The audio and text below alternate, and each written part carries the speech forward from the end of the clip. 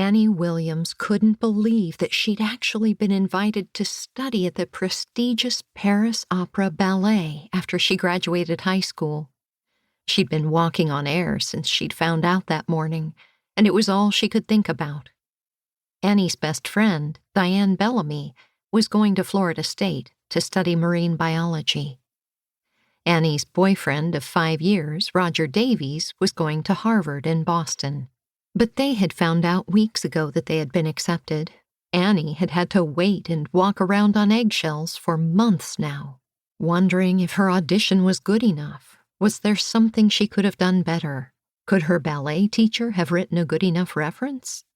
She'd grab every bit of mail that came before her parents could get to it, and then had to suck off that horrible feeling of disappointment every time the letter she expected had not yet come.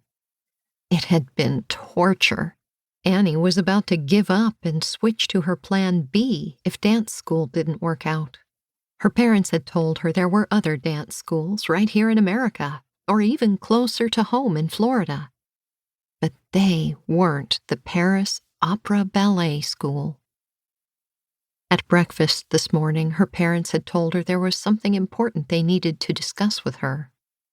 Annie had felt the dread that they were about to tell her they were getting a divorce, or worse, that her mother's breast cancer had come back. She had sat in dread, waiting at the breakfast counter for her parents to come down, and then her mother had put the letter in front of her. Annie's heart had lurched as she'd stared at the envelope, frozen in terror about what the letter would say. Eventually, her mother had picked it up and ripped it open to read it. While her mother read, Annie hadn't even realized she'd taken a death grip on her father's hand, waiting for what her mother would tell her.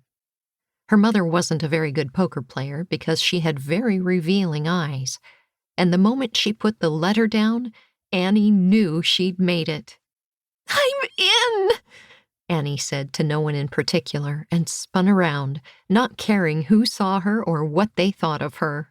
She couldn't help the big grin that spread across her full, soft pink lips and lit up her violet eyes as she rushed through the school halls to get to her class. She glanced around the hallway, and it didn't seem quite real to Annie that this was their final few weeks of school.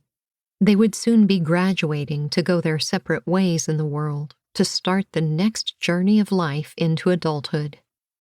Even though most people lost contact after high school, Annie was sure that would never happen to her, Diane, and Roger. How could they not? The three of them had grown up with each other since they were born. Their parents had been best friends since they were all at school. They had also left Manatee Bay in Florida to go to different universities. Her father had been a pro hockey player, but in the end, they all came home to each other and Manatee Bay. Annie's heart always felt a little blue when she thought about the next stage of her life. She was moving halfway across the world, to Paris, to study and hopefully become a prima ballerina, which would take her dancing on many different stages of the world. Annie would miss the Bay, her parents' inn, and Manatee Sanctuary that she'd worked at for as long as she could remember. It was all a big part of her, but she had to remember it was only part of her. She still had many more parts of her life to fill. Annie pushed her morbid thoughts away. Today was about celebrating that she, too, had gotten into her choice of places to study after high school, and she couldn't wait to tell her friends. Annie was so deep in thought as she hurried to get to class that she didn't see Olivia Ingle and bumped right into her, nearly knocking her to the ground in her haste. Olivia had been her biggest nemesis since grade 1. She was also the popular Queen Bee and the school's mean girl who had not been happy at all when Roger had chosen Annie over her 5 years ago in middle school. "Watch it," Olivia sneered at Annie. "You wouldn't want any broken bones before you go off to Juilliard or wherever it is you're hoping to get into." Olivia's troupe of Olivia wannabes all laughed and jeered at Annie.